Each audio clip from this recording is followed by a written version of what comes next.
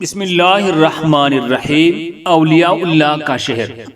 ایک بزرگ فرماتے ہیں کہ میں نے جناب رسول اللہ صلی اللہ علیہ وسلم کے روضہ مطہرہ پر 9 اولیاء اللہ کو دیکھا۔ میں بھی ان کی پیچھے ہو لیا۔ ان میں سے ایک نے میرے طرف ملتفت ہو کر فرمایا، کہاں جاتے ہو؟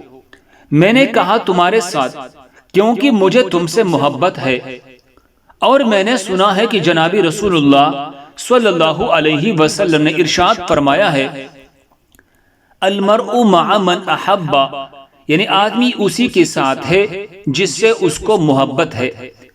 پھر ان میں سے ایک نے کہا، جہاں ہم جاتے ہیں وہاں تم نہیں جا سکتے، کیونکہ نہ وہاں وہ شخص جا سکتا ہے جس کی عمر 40 سال کی ہو۔ پھر ایک اور نے کہا، آنے دو، کیا عجب ہے کہ اللہ تعالیٰ اسے بھی وہاں جانا نصیب کر دے۔ القصہ میں چلا اور زمین ہماری نیچے سے خود بخود قطع ہو جاتی تھی۔ چلتے چلتے ایک شہر میں پہنچے کہ وہ چاندی سونے سے بنایا گیا تھا، اور وہاں کے درخت خوب گنجان تھے، نہریں جاری تھی، عمدہ میوے بکثرت تھی۔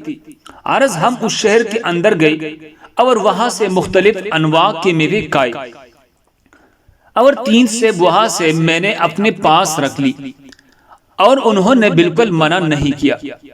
جب وہاں سے واپس آنے لگے تو میں نے پوچھا، یہ کون سا شہر ہے؟ فرمایا، اولیاء اللہ کا شہر ہے۔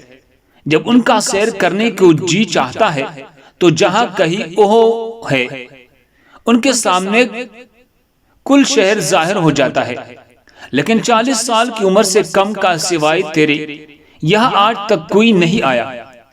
پھر جب ہم مکہ آئے تو میں نے ایک دامغانی کو ان سیبوں میں سے ایک سیب دیا، اس نے پھینک دیا۔ اس پر میرے ہمراہیوں نے مجھے ملامت کی اور کہا، جب تو گرس نہ ہو تو اس باقی سیب سے کھا لینا، وہ بدستور رہے گا، فنا نہ ہوگا۔ میں اپنے گھر آیا اور میرے پاس ایک سیب باقی تھا۔ میری بہن مجھ کو آ کر لپٹ گئی اور کہنے لگی کہ بھائی، جو تم ہمارے واسطے سفر سے ایک عجیب چیز لائے ہو، وہ کہا ہے؟ میں نے کہا، کیا عجیب چیز لایا تھا؟ مجھے دنیا کی کیا چیز میسر ہوئی ہے جو تمہارے لیے لاتا؟ اس نے کہا، وہ سیب کہا ہے؟ میں نے اسے چھپا لیا اور کہا، کون سا سیب؟ اس نے کہا، ہم سے کیوں چھپاتے ہو؟ تمہیں تو اس شہر کے سیر دکے کھا کر نصیب ہوئی۔ مجھے تو 20 برس کی عمر ہی میں اس شہر میں لے گئے تھے، اور واللہ بغیر میرے خواہش کی مجھے بلایا گیا تھا۔ میں نے کہا، بہن یہ کیا کہتی ہو؟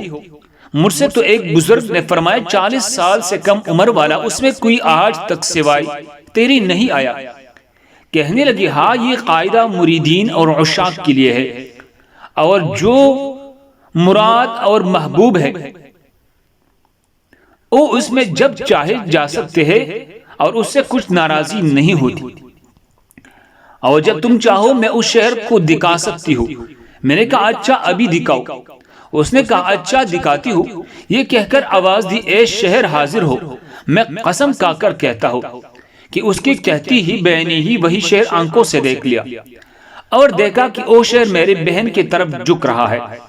میری بہن نے اس کی طرف ہاتھ بڑھا کر مجھ سے پوچھا، اب بتاؤ تمہارا سیب کہاں ہے؟ اس کے بعد وہ سیب جو میری اوپر تھا مجھ پر گرا۔ میں یہ عجیب معاملہ دیکھ کر ہنسایا۔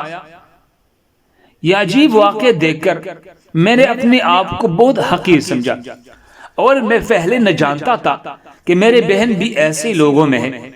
حاصل یہ ہے، اللہ تعالیٰ کا اپنے ہر بندے کے ساتھ الگ معاملہ ہے۔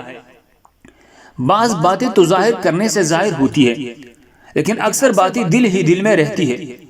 بندہ اپنے حالات کی اپنے رب کو اطلاع دے کر دعائیں مانگتا ہے۔